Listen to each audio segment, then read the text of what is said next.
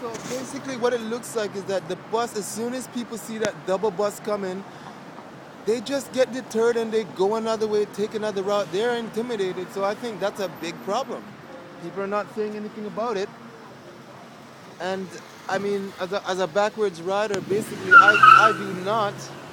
I just keep my composure and I make sure that I stay the course because basically we're not going to be bullied off the road.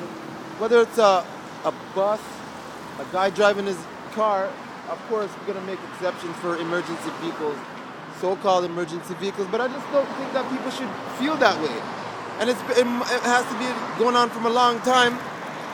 And so basically we're just here to say, look, we don't want to be muscled off the road or feel like we're being intimidated off the road, especially the guys that ride forward. As a backwards rider, I think I have an advantage because we're seeing eye to eye.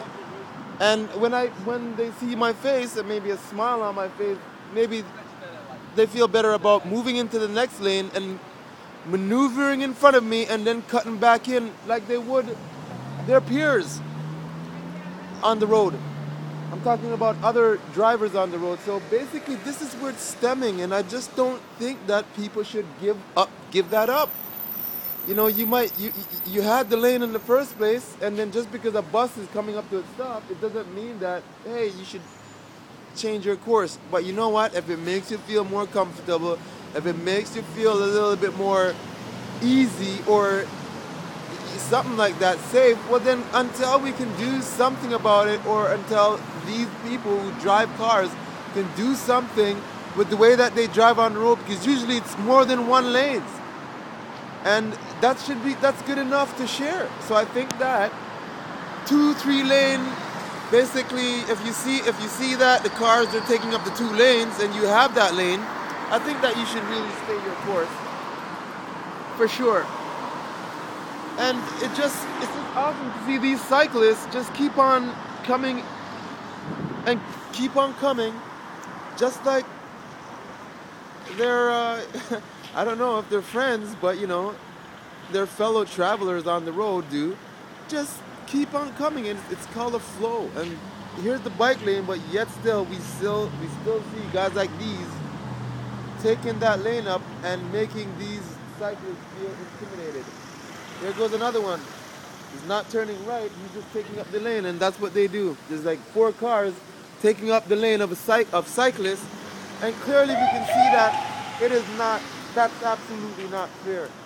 So that's why I think it's a good idea for, if you see a fellow cyclist, just ride right beside him so that you can take up the lane safely.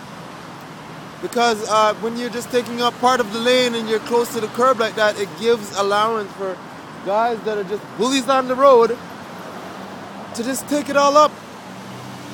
And that's a language that they're speaking. They're basically saying, oh well, you gave up your right and that's it, so we're going to take up the lane.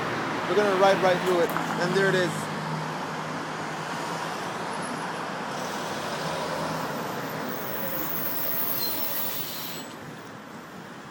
So here we have a double bus carrying a bicycle, and of course I just don't think it's good enough, but at least it's a start. And I think that they should seriously have bike carriers to especially carry cyclists bicycles to their destinations and from, since it's hard enough for us to get around between the rush hour on the train, which basically they say cyclists are not allowed. So I just think that it's just another unfair thing, and not only that, we're traveling clean.